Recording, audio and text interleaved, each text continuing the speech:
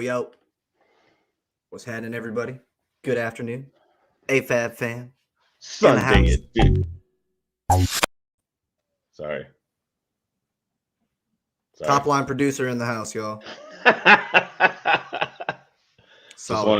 should just interrupt you randomly with the title theme. Yeah, right. Every time I go on a Dak rant, it's just like, I will be right back, right? Have some intermission stuff playing there. Thank you for tuning in.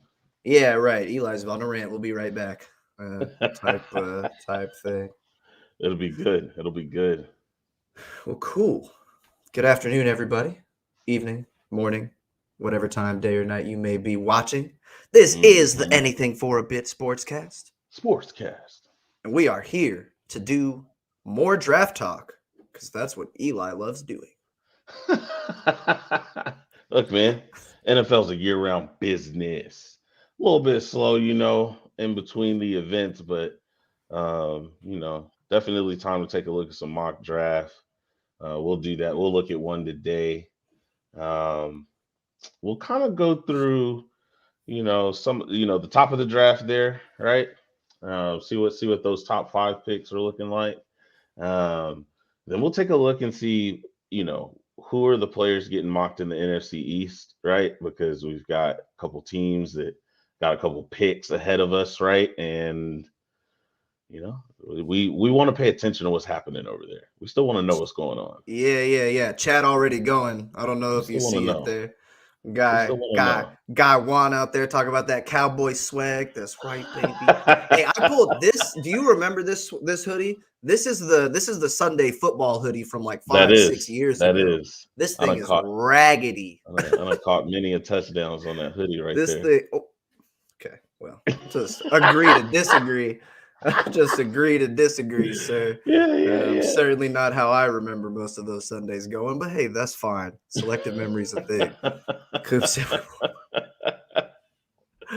What up, Juan? What up, Coop? Good afternoon, gents. Good to see y'all.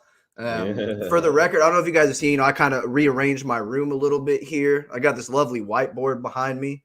Tyler said that I'm going to become Woody Page here, and I'm just going to start writing things on it. I'm thinking maybe the first thing that I write there will just be something like statistics matter, and I'll just sign it J Diaz. And we'll just leave that up there for a while until we get a better quote. So that's exactly right. I love it. Right. I love it. Cool. So you said we're going to get into a mock draft today. Yeah, we're going to talk about my guy, Dane Brugler. Yeah, that's where we're looking today. That's right. Dane Brugler. The athletic.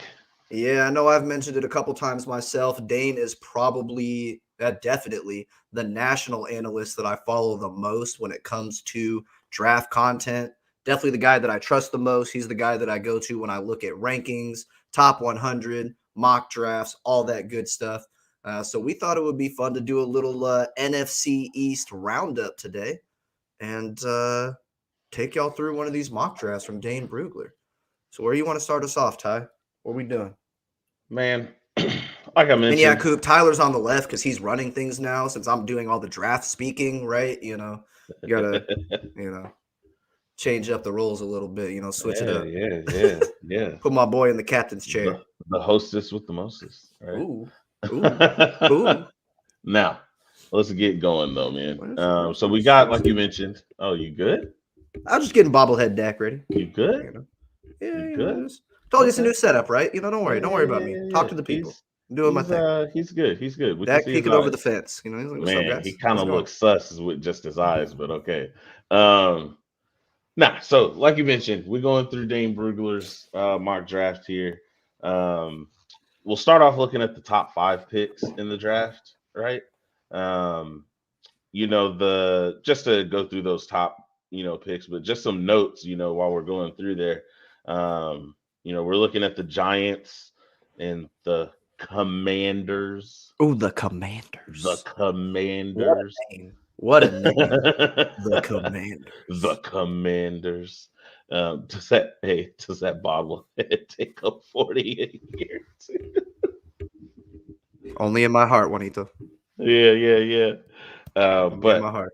the Giants have picks, 5 and 7, right? So rounding out that top 5, the Giants are going to be right there, right? And then they've got 7 right behind it, right? The Commanders have 11, right? And then the Eagles, right, which is what a lot of people have been watching, got 15, 16, and 19, right? So they can get a pretty nice haul right there in the middle of the first round, right? Man, it's a good chance that we are going to hate the NFC East draft picks that go before us. And I think this, one of the reasons that we chose this mock draft in particular is because this is could be considered one of those quote unquote doomsday scenarios, if you will, right? We're going to see a lot of people fly off the board, but don't worry. I'm still going to get y'all a good player, Cowboys fans. Don't you worry.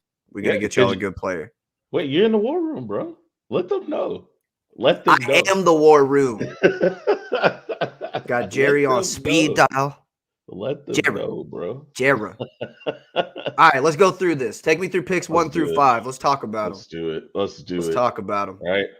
So, in the top 5, right? Jaguars taking your boy. You were real high, right? Yeah, Kwanwu.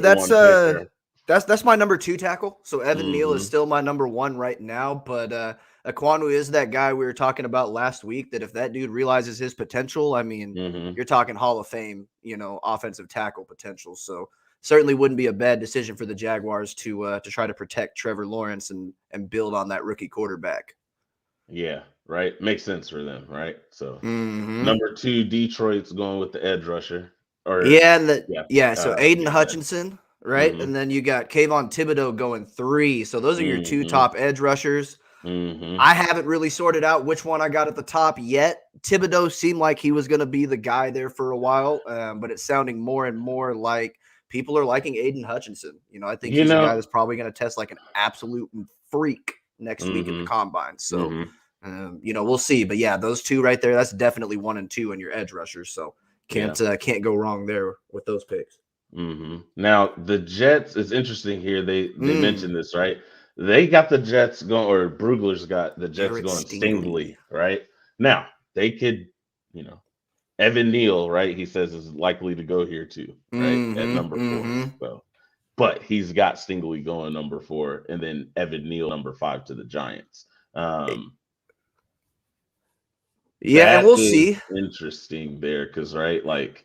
I kind of don't want, Stingley, looks like real premier talent at corner, but I don't know. Do I want the Giants having Evan Neal there? No, absolutely not. I would much rather the Jets draft Evan Neal than Derek Stingley. And we'll see how the draft process goes, but I think you're starting to hear some questions about Derek Stingley, about his health, about, his willingness to play. Okay, yeah, see, Coop's already on there, right? Sauce Gardner, a lot of people looking at Sauce, starting to move him up those boards. I'm still not real sure, right? If you look at Stingley's freshman year tape that year, the national championship season with LSU, I mean, he's like an 18-year-old kid, and he looks like he's going to be an absolute nightmare. One of the stickiest dudes in the league, playing at the SEC level. So, yeah, Stingley showed a lot of promise, but really since that season, he's been hurt. There's been some questions about, is he really trying to play? Is he really trying to be there for the team? So, yeah, I think 4 may end up being a little bit high for a guy like Stingley. So maybe we'll get our wish there and Neal will go higher so the Giants can't have him. Right. Because that's really the first, topic there, right? At number 5, the Giants, taking Evan Neal. And look, part of the success of what we're building on defense here is getting to the pass rushing, right? Getting to the quarterback. So, anytime, you see a team taking a talent like Evan Neal, you're like, even if I have the best guy, right? That might just be a draw that day, right? Yeah. So definitely, hope that they don't get too much better there. But of course, if Neal is available, I don't know how they pass him up at Yeah, Evan Neal to the Giants scares the hell out of me, honestly. It really does. 5. Yeah. Because, I mean, look, we went through the rankings last week, right? That's my number one offensive tackle. Mm-hmm. So when I'm looking at like the number one pick, in my mind, my top player is either going to be Evan Neal or it's going to be Hutchinson or Thibodeau. Yeah. So in my mind, of the people that I've watched so far, the Giants just got the number one player in the draft. Right. And probably the highest floor guy in the draft. Mm-hmm. His ceiling may not be like, Ikeem, one of those guys at the tackle position. But from a floor perspective, I mean, what Evan Neal is, and that's a really good football player. Coop said, yeah, you talk about Gardner hasn't allowed 13 yards in a single game. Sauce Gardner is a monster. And this dude is like 6'2", 6'3". Sauce Gardner is he's a big dude. He's long arms, but he moves so fluidly, right? He moves like a guy that's 6 foot 6'1". Unfortunately, we're not going to be able to help Coop out here because I don't think the Seahawks have a first round pick for the next decade because they thought Jamal Adams was going to do something for them. So. Oh, man. I remember back in the day when I was getting hate from all the Cowboys fans because I wouldn't trade Michael Gallup at a first for Jamal Adams. You were getting mad. Coop, you let me know. If I gave you a Michael Gallup and a first right now for Jamal Adams, would you take it? I wouldn't do it. I'm just wondering if you would. Yeah. Sure, he'll be back there in the comments with his answer. I wish we could help you out there, sir. I really do, but unfortunately, I don't think you have a first round pick. So not much I can do for you. Well, look, man. One of the guys that you had mentioned that you were real high on, but I mean, no way the Cowboys have a chance at him. So don't get married to the idea of any universe where you get this guy. But Kyle Hamilton at number 7, right, with that Giant second pick. Brugler's has a mock to the Giants there at number 7. You talk about, you really don't want Evan Neal there, but in this draft, they get Evan Neal and Kyle Hamilton. How does that, really, that's a lot of talent, but do they really get better, Well, and so and I think that's the question when you talk about Kyle Hamilton, right? The Evan Neal pick, you absolutely get better, right? Because if he is who he should be, you've got your set it and forget it left tackle for the next 7 to 10 years, probably. Kyle Hamilton, he's still a safety, right? He is the best safety in this class by far and away. He's 6'3", 6'4", right? 210, 220. He's big. He's got a hit stick. He'll come downhill. He's good in coverage. I mean, Kyle Hamilton is the real deal. And if any safety is worth a top 10 pick, I mean, that's the guy. But do I love that? No, because the Giants, they get, in my book, the top offensive lineman and the top safety, in the draft. But it's still a safety, right? I think I would be worried more so if they would take a guy like, to Coop's point, right? His guy Sauce Gardner. You get Sauce Gardner and Evan Neal, and I'm nervous, right? They get one of those pass rushers to fall, right? A guy like Thibodeau, they've talked about could maybe trickle down a little bit. They find a way to land Evan Neal and Kayvon Thibodeau. I'm crying myself to sleep tonight, right? So do I like it? No, but it could certainly be a whole lot worse than a top tier safety. That's for sure. Yeah, no, I hear you there. Well, so Giants got 5 and 7. We do not wish them the best at all with those picks. Really hope that you're not getting people that are going to terrorize our team for the next decade. So, I was going to say, Coop, pull that up. Okay, you got to tell me how a safety can be the best prospect in the draft, though, right? And you know what? To be fair, we need to give Coop the phone number. He need a direct line. Yeah, I do. I need to have this conversation, right? Because you got to look at positional value. And I understand. I was the guy last year who was talking about Kyle Pitts, who's a tight end, which is basically the safety of the offense, right? Running back's probably safety of the offense. And for the record, a running back would never be number 1 for me. Kyle Hamilton is a freak show, man. He is. And yeah, just like you said, 6'4" with the range, super smart player. He can go sideline to sideline. He'll come downhill and hit. He'll definitely be, like I said, he's worthy of a top 10 pick, right? So he'll be somewhere in my overall top 10. But But I think I'll probably have at least one of the edge rushers, maybe one of the corners, and probably the two top offensive tackles. I mean, he'll probably be 5 or 6 on my list when it's all said Yeah. and done. But we're splitting hairs, and we're going between 1 and 5 in the entire draft. So Yeah. still a stud prospect for sure. Mm-hmm. Well, again, hope the Giants don't have too much luck with those picks. So, No. I want them to take a kicker and a long snapper at 5 and 7. But they're. I mean, in all seriousness, they're probably going to get pretty good with those 2 picks. Will that translate to overall success to be determined? Yeah, they still need a quarterback, right? Still need a quarterback. So still need a quarterback. Maybe that'll be good. And who's to say they're going to have these picks, right? Like there's still time to. Well, and who's to say that they won't fall in love with one of those quarterbacks, right? It's certainly possible that those quarterbacks move up, but honestly, I think, again, if there's a year to have where all of these NFC teams have these high picks, these NFC East teams that have these high picks, this is the year, right? Because they all need quarterbacks, unless we're still pretending like Jalen Hurts can play football for, a substantial amount of time. But there's not really any quarterbacks that are just like this top tier cream of the crop. Let's go get this guy in the top 5. So the year that everybody has the draft capital, there's no one to draft. So I'll take a safety over a top tier quarterback for sure. Yeah, heard that. Speaking of top tier, the Commanders. I feel like I have to say it that way every time. They are selecting at number 11, and they take a Mr. Kenny Pickett, quarterback out of Pittsburgh, made famous with the that's my slide guy, right? That's my fake slide guy, right? Yep, that's your guy. So, what do we think about this here? Kenny Pickett is a high, some people say have some upside, coming into the league, but no one's got a real, super high grade on him. What's Washington doing here? I mean, I think the idea here is that they really need a guy, and you got to like one of these guys more than the other ones, right? So if there's a guy that they like enough, and maybe it is Kenny Pickett, that you take him there, right?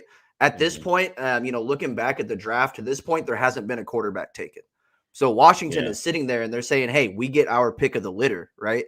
Now, I don't know, and I haven't really studied the quarterbacks much because, as Juan said, I have a $40 million quarterback that we all know and I love. So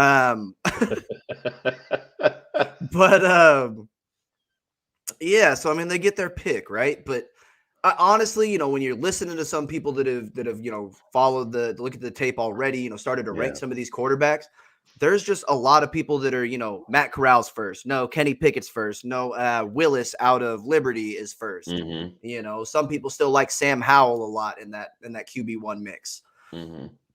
So there's no consensus QB1. And there's a pretty decent chance that none of these guys are top 10 picks.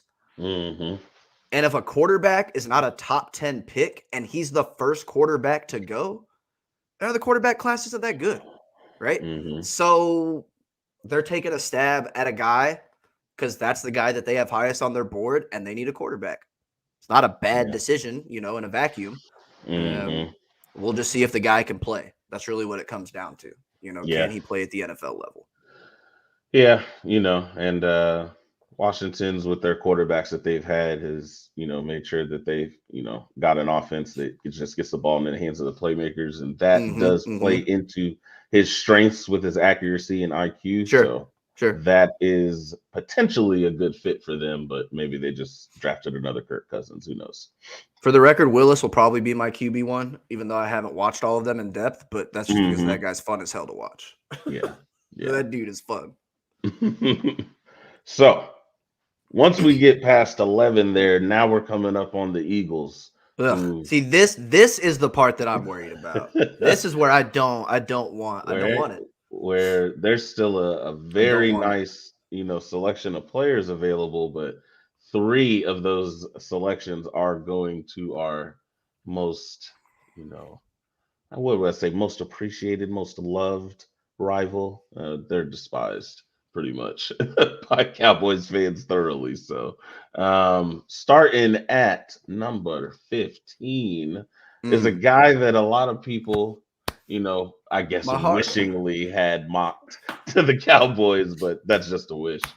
Eagles are taking Tyler Linderbaum, the center from Iowa, who has, you know, blown people away on tape, has been uh, mentioned as, one of the best linemen in this draft, going to the Eagles, looking like it's, even if Jason Kelsey comes back, like they mentioned here, it's going to Yeah. be a good mentor for Linderbaum, right? And some of the concerns about maybe his size, he takes a year, learns, gets beefed up, and then comes ready to rock, that second year full time. So, Well, the, um, the the scary thing with Jason Kelsey being Tyler Linderbaum's mentor is that they're the same player, they are. right? Talk Like about that's the passing. scary Talk thing, about passing the torch. right? Like Kelsey came into the league at like 290 pounds, which is going to be about where Linderbaum is at, Hmm. right? And very similar style, right? Great reach blocker, gonna test as a really really good athlete. Tyler Linderbaum is by far and away the best center prospect in this draft, and it's not close, right? You probably got to go 1, 2 more rounds before you're even going to see the next one come off the board, and who knows if that's even going to be a starter. Hmm. Um, what is Coop doing over here? I think No, he's no, talking no, about no, at the no. Eagles pick there, right? Because So I he think said, Sauce is already gone at this point, if I'm not yeah, mistaken. I think he went yeah. 12 or 13 in this mock draft. He's saying Mariota get for years. Mariota for a year. You do it a lot, Coop. Yeah. Said a third for Gardner, Baltimore. What? No, I can't follow it. Can't do it. Hmm. It's a lot of work. Yeah. But you got 15 and 16, right? So back to back there. And then they've got Andrew Booth Jr., corner from Hmm. Clemson, right? Going to the Eagles as well, right? So they trying to shore up that secondary that was very, very suspect outside of Yeah, Darius Slay. and Andrew Booth is, he's going to be somewhere in that mix. So at Uh-huh. this point in this draft, he's the third corner taken. But you're still going to have, Trent McDuffie out there from Washington, uh, Hmm. McCreary from Auburn, Elam from Florida, right? There's a few guys in that mix.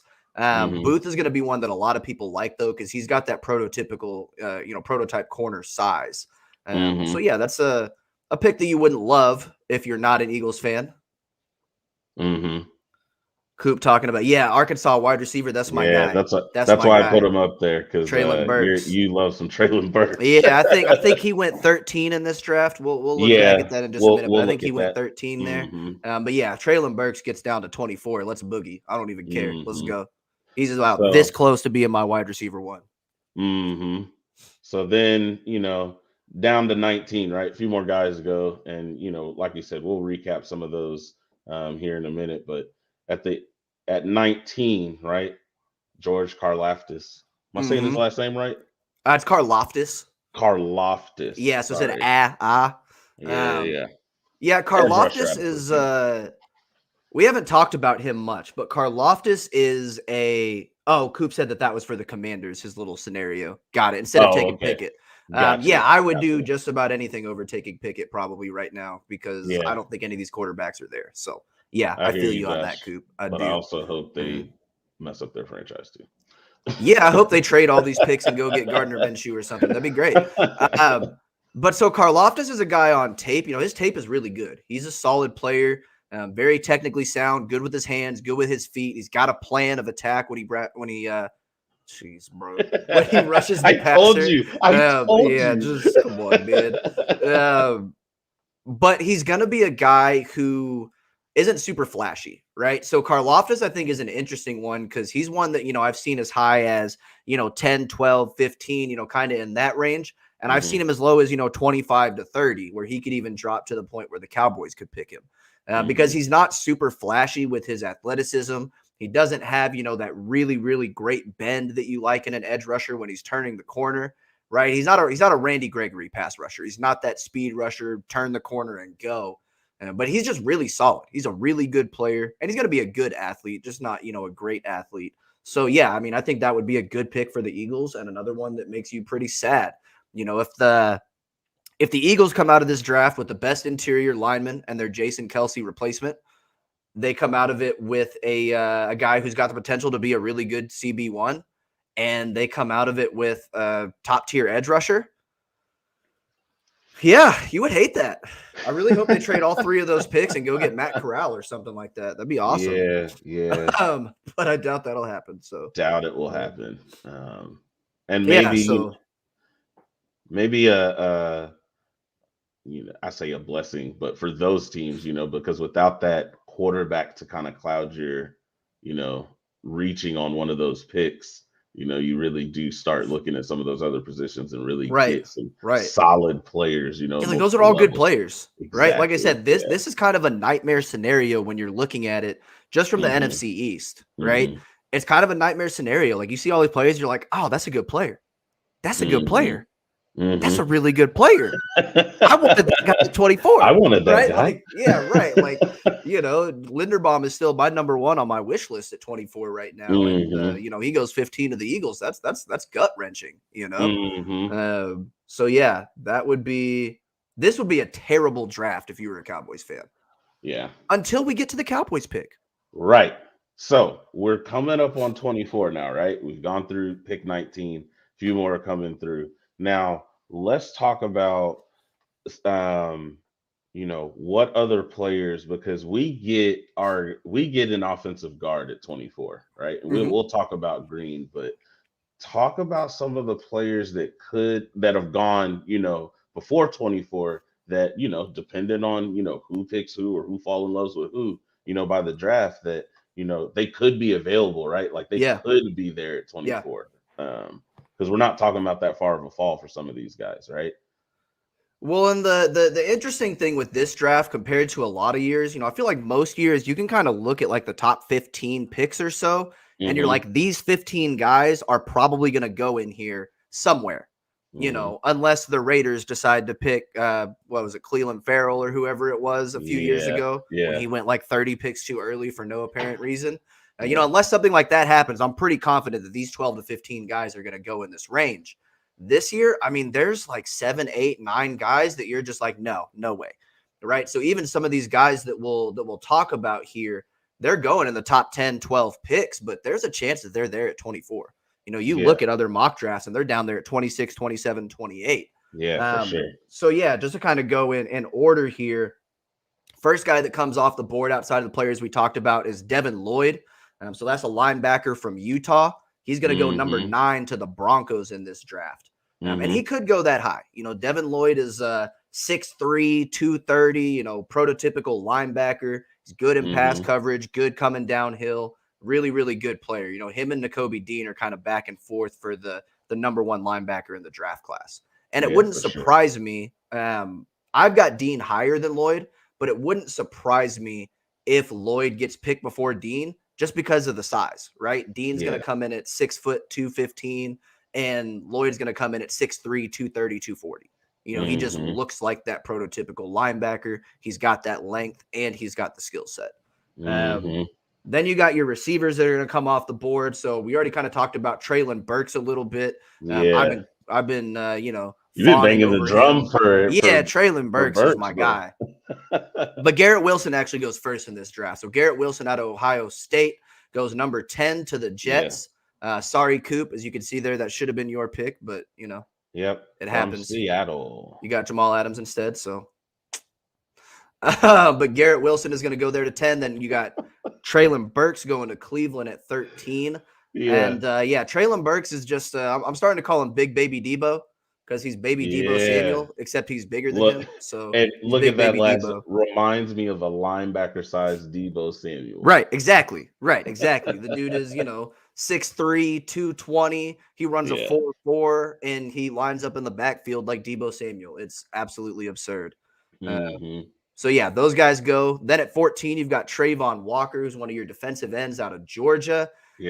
I think that he could be there at 24 because Dane is 10, 15, 20 spots higher on his top 100 than just about any other analyst out there right now. So Dane really, really likes Trayvon Walker. So I could certainly see him falling into the 20s, outside of that top 15 realm for sure.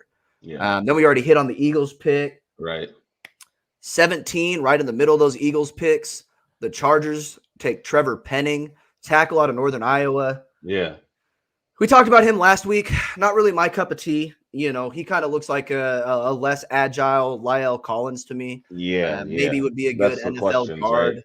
His He's a mobility. good player. If you Yeah. take him at 24, I'm not jumping for joy, but he's a good player. So Yeah. Trevor Penning goes there. That's a guy to watch.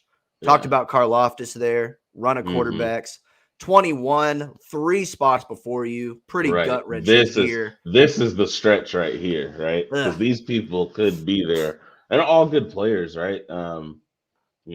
The getting Green, of course, is addresses a huge need. But any of these guys, I don't think anyone's going to be like mad, right? That we pick any of these guys Yeah, right here.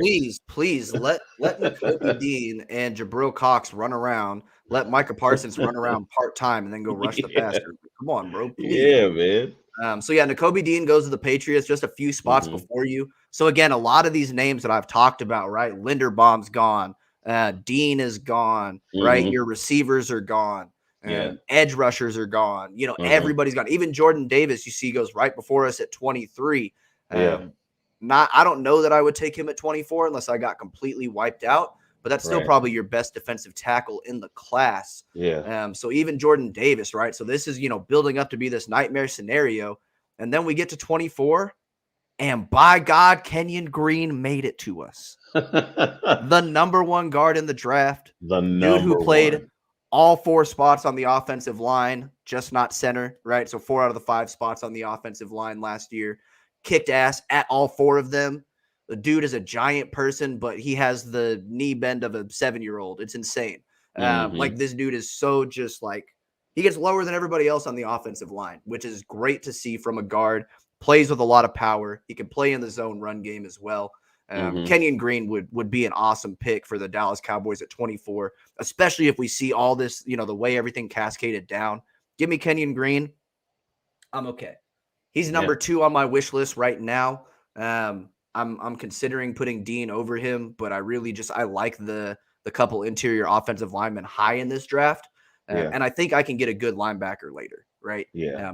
Georgia has 7 draftable linebackers this year, or some ridiculous Insane. number like that. Yeah. That's I think there's insane. actually like 3 or 4 that you're going to look at, but it feels like Uh-huh. 7. Uh-huh.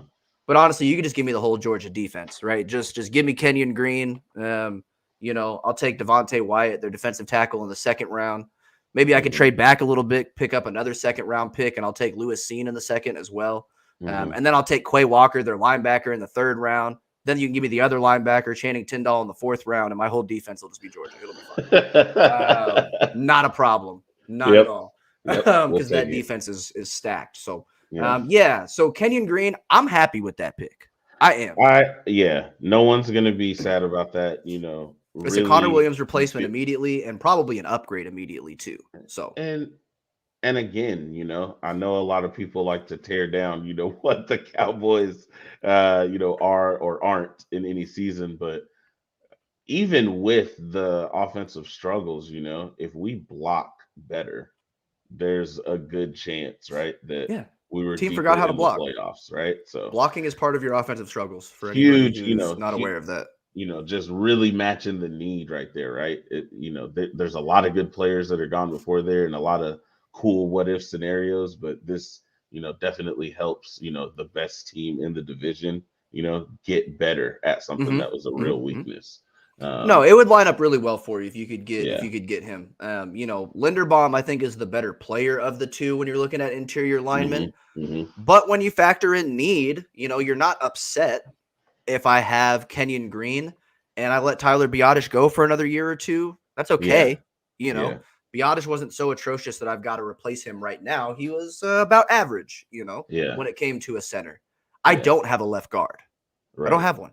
So I would take Linderbaum over Green just because Linderbaum's the better player.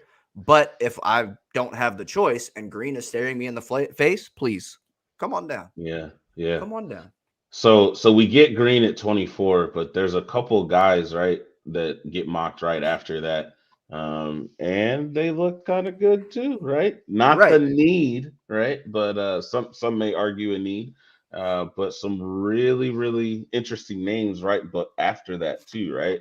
Um, we talked about McDuffie Yeah. is there, right? Yep. Going to Cincinnati right after us. Mm-hmm. Um, Yeah. Trent Williams, McDuffie, corner out of uh, Washington. yeah. William, the wide receiver out of Alabama, Yeah. hurt his Jamison ACL. Williams. Williams, Mm-hmm. Mm-hmm. um, who I saw some ridiculous stat that his average touchdown reception length is like 48 yards. Oh yeah, if he wasn't Okay, hurt and he was running, he'd be running in the 4.3s in I the mean, combine. I I mean, mean, he would be one of the guys that you're looking at to be the fastest guy, run the fastest 40 at the combine. it's Jamison Williams absolutely is a burner, ridiculous. but he's a good route runner too. That's the thing, right? Mm-hmm, That's the mm-hmm, difference between a guy like Williams and a Henry Ruggs. mm-hmm, Ruggs is just a get him upfield and see if you can get it to him, right? Or get him on underneath routes and see if you can get him in mm-hmm, space. Jamison Williams can actually run the full route tree, and he's faster than you, mm-hmm. right? And he's not super small, right? He's not 5'9", 5'10". He's 6', 6'1", Mm-hmm. slimmer frame, but no, that dude is a legit receiver. Yeah. Jamison Williams could be on my team any day of the week for sure. Yeah. So is that out of these guys, right? Johnson, an edge rusher, Jermaine Johnson out of Florida Mm-hmm. State, Daxton Hill, right? Those are three or four guys right after that. Maybe Green's gone, or maybe Green's there, but we take a different, player. Uh, who do you like the most out of that? Give me one pick out of there and say, okay, I'll take that instead of the Green. Yeah, so I mean, if I was kind of looking at these guys 1 through 5, Green Mm-hmm. would still be my number one. But if we're Mm-hmm. saying he's not there or we're not going Yeah. to take him, Yeah, we just don't um, take them. probably give me Jamison Williams. I think Mhm, Jamison Williams will probably be my next pick there out of that group of those four. So mhm, again, Alabama wide receiver Jamison Williams, because who knows what we're going to do with Amari Cooper, and who knows if Michael Gallup is going to be here? Probably not, right? So right now I've got CD Lamb and a lot of question marks. Is really what mhm, my receiver room is. So wide receiver is going to be one of those sneaky needs, and I would love to pair Jamison Williams up with CD Lamb and let those dudes go.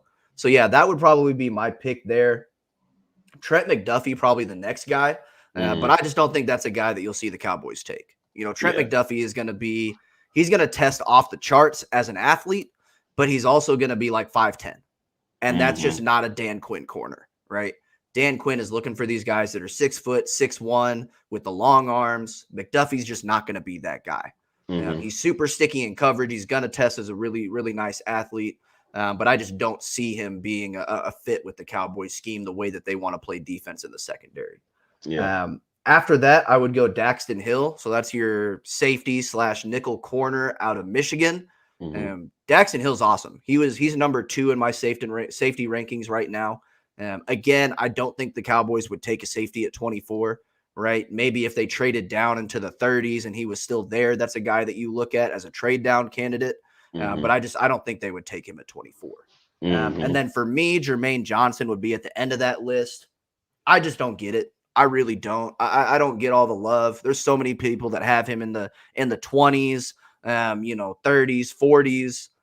I don't mhm. even know. I probably won't make an actual top 50 board, but I doubt he would be on my top 50 players in this draft. Okay. Okay. He's all traits for me, right? Mhm, Jermaine Johnson is big. He's like 6'5", 240, something like that, mhm, 250. He's big. He's lean. He's a good athlete. He's a really good athlete. Went to Florida State and had a good season. But for me, when I watch him on tape, I see a guy who rushes without much of a plan, right? He's kind of, I'm just going to go straight through you, or I'm going to try to kind of Euro by you. But those are the only two things that he does, right? I don't love his hands. I don't love his footwork. And I don't think he plays the run that well either, personally. mhm, If the run's coming to him, he'll get in there and mix it up. mhm, But for me, I just saw a lot of disinterest on plays that were on the other side of him. Not a lot of that, sideline to sideline, let me just try to get in there and make a play, even if it's going the other direction. okay. Just not a lot of that for me. So for me, that guy's a second, maybe he's probably a second rounder because of his traits, right? His Mhm, tape for me is like a third rounder, but his traits will put him in the second. and somebody's going to take him in the first. Hopefully not the Cowboys, though. So, yeah, Well, I would go Green, Williams, McDuffie, Hill, Johnson out of those 5. Yeah. So I think we got the best player out of the 5, in my opinion. Nice. No, I am happy with the Green pick. If there are, if Dean or, some other just ridiculous talent is there at 24, then it makes it interesting, but I'm okay if with it was Green. going to be Dean or Green, what do you think? If you were looking at Nakobe Dean, so I got a linebacker that's going to fly around. He's going to command my defense. He's a supercomputer when it comes to processing plays, reading plays, diagnosing plays. He can blitz up the middle. He's not going to be an edge guy like Micah because he doesn't have the size for it. But he's a little bit undersized, right? And that's why he might be there. So he's going to be 6 foot 220. Or I can get the best offensive guard in the draft. He's a big dude. He's strong. He can reach block, get to the next level. Knee bend is great. Yeah, it does make it interesting, but I'm still going to go with Green because I got to make sure. I paid $40 million for elite quarterback play. I got to put some other things around him for that. I have to. Good to see Daniel jumping in here. Definitely don't need a running back. No, we don't. Because everybody's favorite running back is on the books for like $30 million this year. So everybody want to talk trash about my $40 million quarterback, but his cap hit's actually smaller than Zeke's, just so everybody knows. Zeke's taking up more of the cap space than Dak this season, just so everybody's aware of that. So you're right, Daniel. We don't need to draft a running back because they won't let the better running back play anyway. So why take another one? Why take another one? But I digress. Yeah, please digress. Or do I? No, you do. Okay, I do. Sorry. Yeah, you do. But no, fun to look through the mock drafts and see, like you said, there's outside of the top 12 to 15 players, there's a lot of variety on what's happening in the back half of that first round. So definitely it'll be interesting to see. And, got the combine coming up. So, that definitely changes people's stock. That can, shoot some guys up the board, drop others, this, that, and the other. You got pro days, interviews, medical, all that stuff to consider. But combine coming up. You're the off-season geek. Please, take it away and talk about what you're looking at coming up in the combine. Yeah, man. The off-season geek. I like it. Bro. I like it. Absolutely. I'm going to have all this merchandise. I got Mr. Statistics Matter, off-season geek, right? Yeah, bro. I need y'all to start helping us spread the show so that I can start spending money on stupid stuff like merchandise for the show, but like it makes sense. So, everybody out there listening, phone a friend, okay? Because we need to get this thing generating revenue so that I can do dumb things like buy a hat that says Mr. Statistics on it, okay? Everybody help me out. Copy that. Combine. Yeah, so we got Combine coming up next week. Not really a whole lot from a storyline perspective coming out of the Combine this year. Biggest thing that happened was that we almost didn't have one. I don't know if you saw the 150 or so players looking to boycott because of the bubble policy and stuff like that. So, of course, the NFL said, hey, guys, we make way too much money doing this. Let's change the bubble policies. So the players got what they wanted. Bubble policies changed. Combine's back on. Honestly, the more that I've gotten into draft coverage, the more that I listen to, draft analysts and experts, the more that they will tell you that the combine workouts don't always move the needle all that much, right? Really, the combine is just validating what you see on tape, right? So we talked about a guy like George Karloftis, the defensive end out of Purdue. He's probably a guy that is not going to test through the roof, but as long as he is, hitting all the baseline, metrics or benchmarks for these workouts, he's going to be a top 20 to 30 draft pick, right? Yeah. But if he goes and tests like an absolute freak show and his 3-cone shuttle is off the charts and he shows a bend that you don't see on tape, maybe he becomes a top 10, 15 guy, right? So, that's where you see the needle move a little bit is if it doesn't match up, right? Mm-hmm. Similarly, a guy like David Ajabo, who's another edge rusher out of Michigan, kind of on the other end of the spectrum. Mm-hmm. Super raw with his pass rushing traits, but a good athlete. Like you look at him, you're like, this dude is going to test off the charts. If he shows up to the combine and doesn't test off the charts, a guy who's got the potential to be a top 15 pick because his traits are through the roof could end up falling into the second round because his tape is not first round tape, right? Mm-hmm. So that's where you can kind of see some of that stuff move up and down a little bit. So, I mean, there'll be some of those like edge rusher guys that we're keeping an eye on. I mentioned McDuffie, the Washington cornerback, is going to test really well. Washington's got another corner, Kyler Gordon, and he's actually more Mm-hmm. prototypical size, right? So he's 6'1", 6'2", long arms, but he's going to test like a freak too. So he's a guy that a lot of people are talking about second, third round. Maybe a guy like Kyler Gordon, makes his way into the bottom end of the first round, top half of the second round discussion because of how he tests at the combine. Yeah. When it comes to the combine, though, the most important thing for teams is going to be the medicals and the interviews, which you mentioned briefly there just a few minutes ago. So, I Mm-hmm. mean, guys like Derek Stingley, right? We kind of talked about him at the top of the show. Dane's got him number 4 in this mock draft, but if the NFL coaches don't like what they hear in the interviews or the training staffs aren't coming back with, glowing reviews of the status of his knee, that could be a guy that falls down, to 7, 8, 9, 10, 11, 12. And then we're getting into danger territory, right? Because, now the NFC East teams are picking around there and heaven forbid Derek Stingley falls to them and then ends up being an absolute stud, right? Right. Because of some bad interviews. Yeah. So, Which can there's some happen. of those guys that you're looking at for that. Mm-hmm. But honestly, a lot of the combine conversation will be during the combine and post combine because we'll start to get some reports about, hey, this guy didn't interview super well, or, this guy had something that showed up on his medical screening that may drop him down the draft board a little bit. So we'll Mm-hmm. start to kind of see how things shake out. I'm definitely going to be watching because I like watching the workouts. I like to watch the individual drills, and there's definitely stuff to learn from there. But the biggest, informational source when it comes to draft stock is really going to be, what do these medicals say? What do the interviews say? And how does that kind of move some of these borderline players up and down in their respective spots? So should be a good week. I'm excited. Oh yeah. I Oh love yeah. watching the combine. I mean, it's you're always going to get a few viral clips out of it. So this is going to happen. But yeah, just interested to go in watching that. So definitely, if some players that are, near where the Cowboys are available, kind of move up into that range or can fall into that range. There's definitely some stuff to watch there. For sure. For sure. Yeah. Cool. Well, that's all I have on the combine. You have anything else that you want to talk about, or we're at about I 50 got minutes, so we're coming up on that hour spot. I You got got anything else plenty of for things. us? I got plenty of things to talk about, but nothing else Oh, today. Oh, okay. All right. I was like, cool. Let's just keep rocking. Whatever. Another hour. Nah, We nah, nah, down. nah, Let's nah. boogie. Uh, yeah. So just kind of a heads up for everybody. We're still kind of working through, the setup of the off-season content and everything.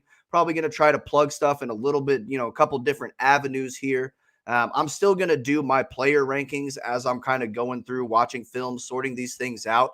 But those may come out in just, 15, 20-minute segments that aren't live.